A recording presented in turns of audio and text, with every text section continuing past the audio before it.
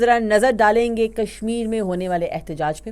Basically Kashmir کا جو علاقہ ہے وہ اس بات کے لیے مشہور ہے کہ وہاں پر لوگ پرامن رہتے ہیں، لیکن سم ہاؤ جو ہے بے شک جرائم کی شرح وہاں پہ 0% ہے، لیکن ابھی حال ہی میں کشمیریوں نے جو جب بھی احتجاج جو کیا ہے اس کے برعکس اس دفعہ جو ہے وہ ان کا احتجاج جو ہے پرامن نہیں ہے، جس کی وجہ جو ہے وہ نام نہاد عوامی ایکشن کمیٹی ہے، جنہوں نے جو ہے وہ اس کو ہائی جیک کر لیا ہے اور اس کو اپنے پرسنل مفاد کے لیے استعمال کر رہی ہے۔ آپ کو بتا دیں کہ اس احتجاج میں جو ہے وہ شرپسند نے کشمیری سپوت انسپکٹر عدنان کو شہید کر دیا ہے، جنہوں نے کوشش کی تھی کہ اس احتجاج کو جو ہے پرامن طریقے سے ہینڈل کر سکیں۔ اب یہاں پر جو ہے پھڈا اس بات پہ چل رہا ہے کہ بجلی جو ہے اس کو بالکل کم قیمت پہ دیا جائے، اتنی کم کہ جو اس کی پروڈکشن کاسٹ ہے اس سے بھی کم قیمت پہ۔ ابھی آپ کو بتا دیں کہ پورے پاکستان میں جو ہے اس کے نسبت کشمیر میں بجلی کے جو نرخ ہیں وہ تقریباً 2.69 فی یونٹ ہے، روپے فی یونٹ ہے، جبکہ پاکستان میں جو ہے وہ 22 روپے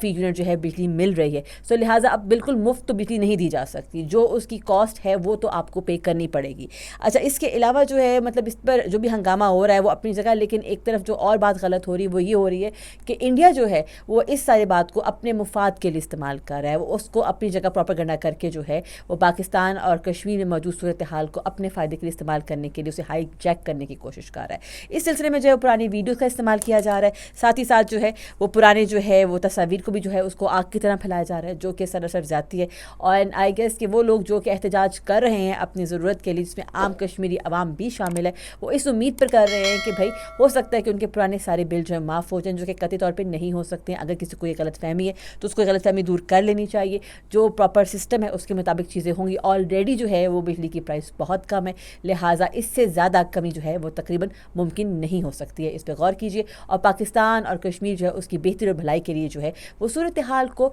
نارمل کرنے کی کوشش کیجیے۔